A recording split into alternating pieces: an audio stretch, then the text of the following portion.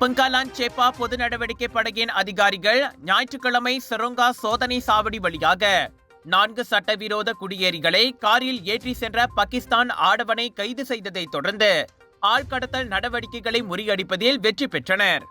40 வயதுடைய அந்த சந்தேக பேர்வழி காரை ஓட்டி சென்றதை பொது நடவடிக்கை குழுவின் 8வது பட்டாள பிரிவினர் கண்டறிந்ததை தொடர்ந்து குடிநுழைவு 1959 கீழ் 63 குடிநுழைவு சட்டத்தின் பிரிவு 55E கீழ் அந்த நபர் தடுத்து வைக்கப்பட்டுள்ளார்.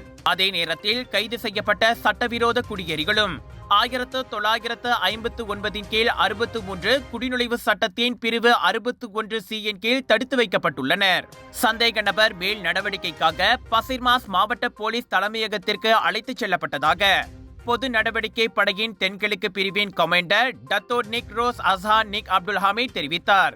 வாகனத்தில் இருந்த அனைத்து நபர்களும் சரியான அடையாள ஆவணங்களை காட்ட தவறியதும் கண்டறியப்பட்டது.